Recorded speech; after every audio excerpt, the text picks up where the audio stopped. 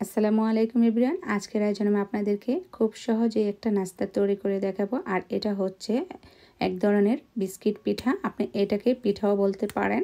আর খেতে অসম্ভব মজা। অল্প সময়ের মধ্যে আপনি বেশ কিছু পিঠা আপনি তৈরি করে নিতে পারবেন। খুবই সহজ। এই বিস্কিট পিঠাটা চায়ের সাথে খেতে অসম্ভব ভালো লাগে। আপনার ঘরে যদি হঠাৎ করে গেস্ট চলে আসে, 10 মিনিটের মধ্যে আপনি গেস্টকে বসিয়ে রেখে এই বিস্কিট পিঠাটা তৈরি করে চায়ের সাথে পরিবেশন করতে পারবেন। আর আপনি যখন বেশি করে তৈরি করে নেবেন, ইচ্ছে করলে মাস জুড়ে এই পিঠাটা সংগ্রহণ করতে পারেন। আর আটা অথবা ময়দা দিয়ে এই পিঠাটা কিন্তু তৈরি করা যায়। খুবই সহজ। আশা করি আজকের রেসিপিটি আপনাদের কাছে ভালো লাগবে। আর যদি ভালো লেগে থাকে অবশ্যই ভিডিও শুরুতে একটি লাইক দিয়ে দিবেন। আর সেই সাথে এই ভিডিওটি সবার মাধ্যমে শেয়ার করে দেবেন। তো কথা না বাড়িয়ে চলুন আমরা মূল রেসিপিতে চলে যাই। তো প্রথমে আমি এখানে 2টা ডিম আর হচ্ছে হাফ কাপ চিনি, হাফ কাপ থেকে একটু কম আছে, হাফ কাপ চিনি আর ডিমটাকে ভালোভাবে হ্যান্ড উইচের সাহায্যে বিট করে নিতে হবে। যতক্ষণ না পর্যন্ত চিনিটা গলে যায় ততক্ষণ এটাকে ভালোভাবে বিট করতে হবে। 2 থেকে 3 মিনিট সময় নিয়ে ভালোভাবে বিট করতে হবে। তো ডিম আর চিনিটা যখন ভালোভাবে বিট করা হবে সেই সাথে দিয়ে দিচ্ছি আমি এখানে 2 টেবিল চামচ পরিমাণের তেল। তো প্রথমে আমি এই ডিমের সাথে তেলটা দিয়ে দিচ্ছি, তারপর আমি ময়দা দেব।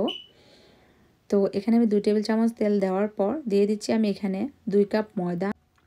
আপনারা ময়দার পরিবর্তে আটাও নিতে পারেন। আর কিন্তু এখানে দিয়ে দিচ্ছি আমি স্বাদ অনুযায়ী লবণ। তারপর দিয়ে দিচ্ছি 1 টেবিল চামচ গুঁড়া দুধ। গুঁড়া দুধ যদি আপনাদের হাতের কাছে না থাকে তাহলে স্কিপ করতে পারেন। তারপর দিয়ে দিলাম আমি 1 চা চামচ কালো জিরা। তারপর হাত দিয়ে ভালোভাবে এই ডোটাকে মাখিয়ে নিতে হবে। তো ডোটা মাখানোর সময় মনে হবে একটু নরম। যদি বেশি নরম হয় তাহলে আপনারা চাইলে আরও 2 টেবিল চামচ পরিমাণের ময়দা অ্যাড করতে পারেন। আমি এখানে আরও 2 টেবিল চামচ পরিমাণের ময়দা অ্যাড করে দিলাম। 2 কাপ ময়দা আর হচ্ছে 2 টেবিল চামচ ময়দা। তো ভালোভাবে এটাকে মথে নিতে হবে। আমার কিন্তু এখন ডোটা তৈরি হয়েছে। একটু সফট হবে ডোটা, খুব বেশি শক্ত হবে না। এখন আমি এখান থেকে অর্ধেক নিয়েছি, তারপর একটা রুটি বেলে নেব। আর রুটিটা যেন সমান হয় সব সাইড, সেদিকে খেয়াল রাখতে হবে। ওপরটাতে সামান্য একটু ময়দা ছিটিয়ে তারপর রুটিটাকে বেলে নিচ্ছি। তো রুটিটা মোটা করে বেলতে হবে, এরকম হবে হাফ ইঞ্চি, দেখতেই পাচ্ছেন। তারপর আমি এখানে একটা কুই কাটা নিয়েছি। কুই কাটা দিয়ে আমি এই পিঠাটাকে কেটে নেব একদম হাফ মুনের শেপে। আপনারা চাইলে স্টিলের মগ অথবা যে কোনো গ্লাসের মাধ্যমে আপনারা এভাবে করে কেটে নিতে পারেন।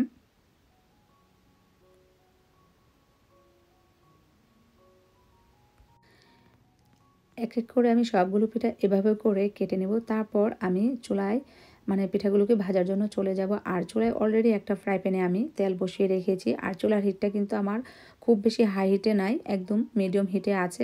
তেলটা হালকা গরম হলে পিঠাগুলোকে এভাবে করে ছেড়ে দিতে হবে। খুব বেশি হাই হিটে যদি আপনি পিঠাগুলো ছাড়েন তাহলে কিন্তু আপনার পিঠাগুলো খুব তাড়াতাড়ি লাল হয়ে যাবে আর ভিতর থেকে কাঁচা থেকে যাবে। এটা কিন্তু একটা গুরুত্বপূর্ণ টিপস, আপনারা অবশ্যই ফলো করবেন। আর একটু পরপর এভাবে করে একটু নেড়ে দিবেন।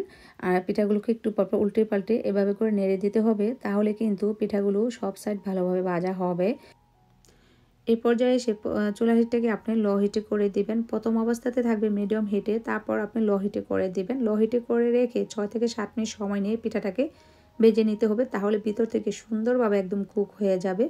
আর নয়তোবা উপরটা তাড়াতাড়ি লাল হয়ে যাবে। আমার কিন্তু পিঠাটা হয়ে গিয়েছে। এখন আমি একটা কিচেন পেপার উঠিয়ে নিচ্ছি।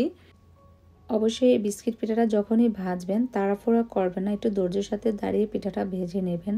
তাহলে খুব সুন্দরভাবে পিঠাটা আপনি ভাজতে পারবেন এবং লং টাইম আপনি পিঠাটাকে সংরক্ষণ করতে পারবেন। তো পিঠাগুলো কিন্তু আমি উঠিয়ে নিলাম। এই তো তৈরি হয়ে গেল আমার খুব সহজেই বিস্কিট পিঠা। আর এই পিঠাটা আসলে অসাধারণ হয়েছে। তো আমি জানি না আপনাদের কাছে কেমন লেগেছে। চায়ের সাথে খেতে কিন্তু এই পিঠাটা অসম্ভব ভালো লাগে। তো আপনারাও ট্রাই করবেন। আপনাদের কাছে যদি ভালো লেগে থাকে, বাইরে থেকে বিস্কিট কিনে না এনে নিজেরা যদি আপনারা তৈরি করে নেন তাহলে কিন্তু খুবই ভালো হয়। কারণ স্বাস্থ্যসম্মত ঘরের তৈরি বিস্কিটগুলো ছোটো বড় সবাই পছন্দ করে। তো আমি একটা পিঠা আপনাদেরকে ভেঙে দেখাচ্ছি, আপনারা আমাকে কমেন্ট করে জানাবেন আপনাদের কাছে কেমন লেগেছে। তো সবাই ভালো থাকুন, সুস্থ থাকুন। দেখা হবে নতুন কোনো রেসিপিতে। তো এই পর্যন্তই। আল্লাহ হাফেজ।